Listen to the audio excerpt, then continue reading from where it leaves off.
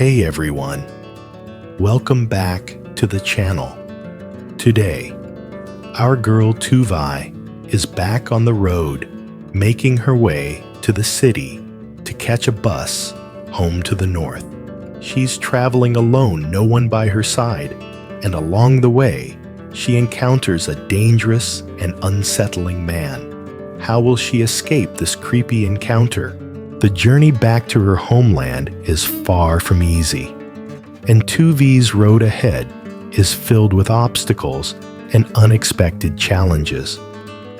What's next for her? You won't want to miss it. But first, make sure to hit that subscribe button and turn on the notifications so you don't miss out on any updates. Your support keeps me going. Our determined and resilient Tuvai is back on the road, pushing forward on her journey to the city to catch a bus that will take her back to her hometown. With each step she takes, there's a sense of resolve in her heart. This is the path she's chosen, the path towards freedom. The weight of her past, particularly the oppressive shadow of her abusive ex-husband, feels a little lighter now that she's free from him. Though her current situation is far from easy, struggling with poverty and missing the comforts of life, there's a sense of peace within her. She feels an unexpected sense of relief, knowing she's in control of her destiny now. As she walks along the dusty road, she spots an elderly man tending to his cattle on the side of the path. Seeing him as a potential guide, Tuvai approaches him to ask for directions. The old man kindly informs her that the city is still about 16 kilometers away. After thanking him, she continues on her way, feeling the weight of her journey, but also a quiet sense of hope. Each encounter, each moment strengthens her resolve to move forward one step at a time. The journey is long, but Tuvai knows that it's her path to reclaiming her life and finding the peace she so desperately seeks. Tuvai had already walked a long way, her feet aching and her body exhausted. Yet despite the physical toll, her determination to reach her destination kept her moving forward. As she walked down a narrow alley, she spotted a young man dressed in black, standing by the side of the road. At first glance, he seemed harmless. He appeared kind and well-intentioned. So Tuvai approached him to ask for directions. The man informed her that the city was only about 2 kilometers away. Grateful for the information, Tuvai thanked him, ready to continue on her journey. But as she turned to leave, the man suddenly spoke again, his voice catching her attention. "Where are you headed?" he asked, his tone shifting. "You're all alone, aren't you?" Tuvai nodded, trying to keep her composure. But something about the man's words and demeanor started to make her feel uneasy. Before she could react, the man grabbed her arm and began pulling her closer.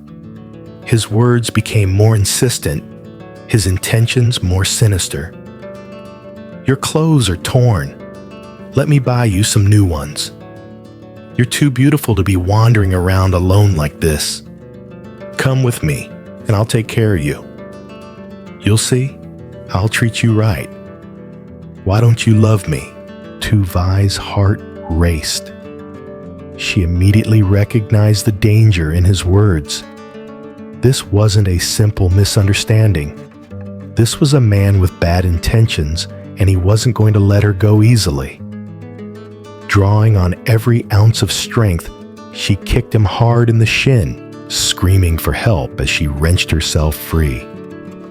The man staggered back, momentarily stunned, and Tuvai took off running her feet, pounding the ground as she shouted, "Help! There's a man chasing me. The sound of her voice echoed down the street, and soon the commotion drew the attention of nearby residents. People rushed outside to see what was happening, and the man, realizing he had been spotted, cursed under his breath in frustration. He stopped chasing her, his dark intentions thwarted by the sudden wave of onlookers. Breathing heavily, 2V didn't stop running until she was far away, her heart still pounding in her chest. She'd narrowly escaped a dangerous situation, but the fear lingered, reminding her just how perilous this journey could be. She couldn't afford to let her guard down, not for a second. But even in the face of such terrifying danger, 2V didn't falter. She was stronger than she'd ever realized, and no matter what, she wasn't going to let anyone stop her from reaching her goal. By midday, 2V's stomach was growling, a sharp reminder of how far she had come without food. Yet despite the gnawing hunger in her belly, she knew she couldn't afford to stop and buy a meal. The few coins she had left were strictly for the bus fare home. She couldn't risk spending it on anything else. Feeling a mix of exhaustion and determination, she walked past a small, bustling noodle shop. The smell of fresh po wafted through the air, making her stomach ache even more. Her eyes scanned the shop, and she quickly made a decision. She stepped inside and approached the owner, a kind-looking woman behind the counter. "Excuse me?" 2Vi asked, trying to keep her voice steady despite her hunger. "Is there any way I could work for a little food, or maybe wash dishes for some money?" The shop owner looked her over for a moment before nodding. "Sure, you can wash the dishes. I'll pay you for your work." Relief washed over 2V, but it was quickly replaced by a deep sense of gratitude. She didn't care how dirty the dishes were or how many she had to wash. She was just thankful for the chance to work and earn something. Without hesitation, she rolled up her sleeves and started scrubbing the stacks of dishes piled high. The plates and bowls seemed endless, but 2V's spirit remained strong. The rhythmic sound of dishes clinking together gave her a sense of focus, a temporary distraction from the weight of her journey. Despite the exhaustion creeping in, she smiled to herself. There was something oddly fulfilling about helping out, even in such a small way. She didn't stop there, though. After finishing the dishes, she wiped down the counters and swept the floor, making sure everything was spotless. It wasn't just about the money or food anymore. It was about feeling useful, about giving her all, even when the circumstances were so difficult. A few hours later, the shop owner handed her a small amount of money, a generous gesture considering the little work she had done. 2V thanked her, the kindness not lost on her, and with a heart full of gratitude, she left the shop.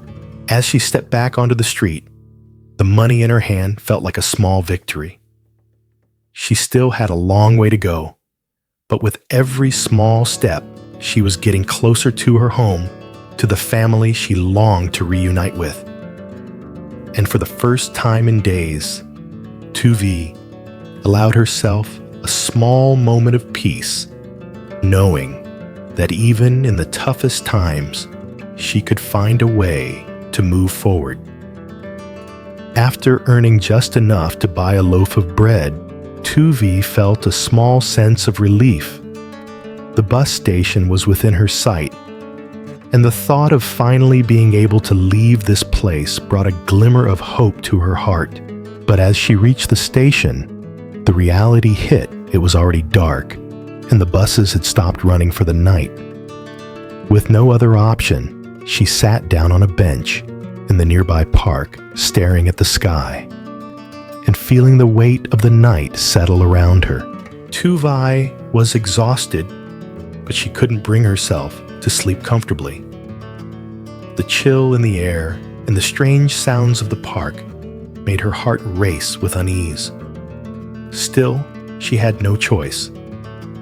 She could only wait for morning to come when the bus service would start again.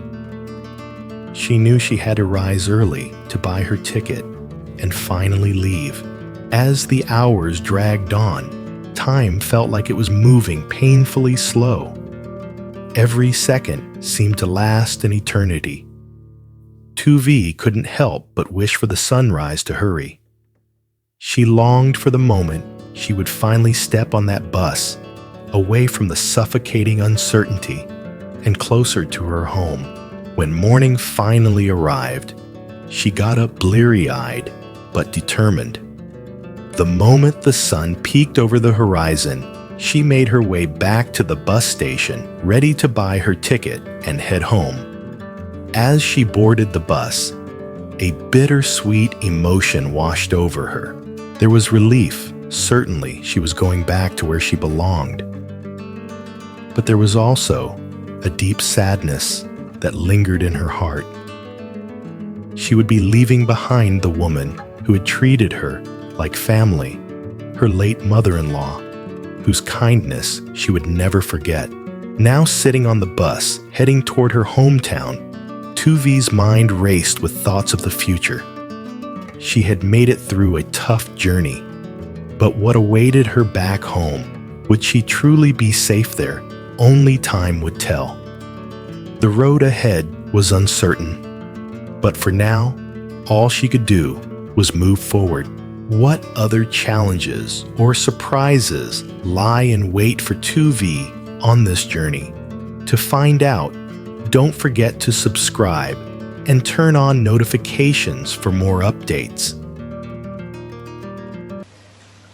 Chào mọi người, chào mừng trở lại kênh của tôi. Hôm nay cô gái Tử Vi chúng ta lại lên đường đến thành phố để bắt xe buýt về miền Bắc. Cô ấy đi một mình không có ai bên cạnh, và trên đường đi cô ấy gặp phải một gã đàn ông nguy hiểm và đáng sợ.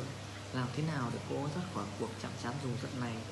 Hành trình trở về quê hương của cô ấy không hề dễ dàng, và con đường phía trước của Tử Vi đầy rẫy những chướng ngại vật và thử thách bất ngờ. Điều gì sẽ đến với cô tiếp theo, bạn sẽ không muốn bỏ lỡ. Trước tiên, hãy nhớ nút đăng ký và bật chuông thông báo để không bỏ lỡ bất kỳ cập nhật nào. Sự ủng hộ của các bạn là động lực để tôi tiếp tục. Tử Vi kiên cường và bền bỉ của chúng ta đã trở lại con đường, tiếp tục hành trình vào thành phố để bắt xe buýt trở về quê hương. Mỗi bước chân của cô ấy đều có một sự quyết tâm trong lòng. Đây là con đường cô ấy đã chọn, con đường hướng tới sự tự do, gánh nặng quá khứ, đặc biệt là cái bóng đè nặng từ người chồng cũ vũ phu giờ đây đã vơi đi phần nào khi cô thoát khỏi anh ta. Mặc dù hoàn cảnh hiện tại của cô không hề dễ dàng, vật lộn với cảnh nghèo đói và thiếu thốn những tiện nghi của cuộc sống, nhưng cô vẫn cảm thấy bình yên trong lòng. Cô cảm thấy cảm giác nhẹ nhõm bất ngờ, biết rằng giờ đây mình đã làm chủ số phận. Cô ấy vẫn hàng ngày lo lắng không biết người chồng cũ sẽ tìm ra cô ở nơi nào, bởi vì hắn ta vẫn chưa từ bỏ cơ hội bắt Tử Vi để bán sang Campuchia, vì hắn ta là một trong những người ở trong đường dây buôn bán người xuyên quốc gia và muốn bán Tử Vi sang Campuchia.